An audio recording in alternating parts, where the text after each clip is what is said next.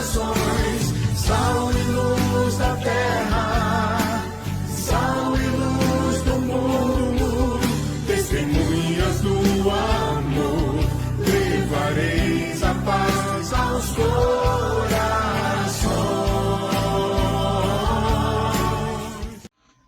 A paz de Jesus, irmãos e irmãs, sou Fábio André, coordenador arquidiocesano do Ministério de Fé Política da RCC de Salvador.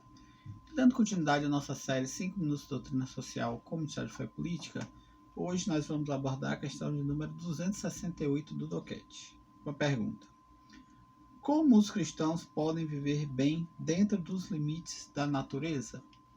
E a resposta do DOCAT: a sustentabilidade, como proteção da estabilidade ecológica, social e econômica do habitat humano, não pode consistir no aumento constante da quantidade das mercadorias e da velocidade de transmissão, porque desta forma somente os ricos continuam a viver à custa daqueles que não os podem acompanhar nesta corrida. Só uma prosperidade que não continue a devorar os recursos limitados da terra abre a possibilidade de participação ao maior número possível de pessoas.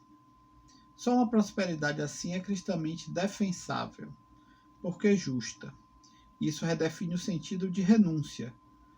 Renuncia àquilo que retira aos outros para sempre. E aqui nós temos também um comentário do Papa Francisco na Evangelii Gaudium, número 215. Há outros seres frágeis e indefesos, que muitas vezes ficam à mercê dos interesses econômicos ou de uso indiscriminado. Refiro-me ao conjunto da criação.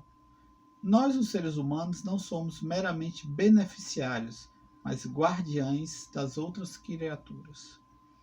Pela nossa realidade corpórea, Deus uniu-nos tão estreitamente ao mundo que nos rodeia que a desertificação do solo é como uma doença para cada um, e podemos lamentar a extinção de uma espécie como se fosse uma mutilação.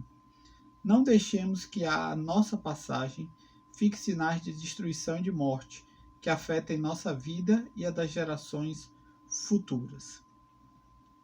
Então, o DOCAT aqui é muito claro ao falar justamente dessa questão do consumismo exagerado, desenfreado, que além de prejudicar e não ser sustentável, certo? A gente já teve a oportunidade de falar, né, que se todo mundo muitas vezes consumisse como os países mais ricos, Estados Unidos e Europa, nós precisaríamos de cerca de 7 planetas Terra para poder sustentar esse consumismo que existe nos países mais ricos.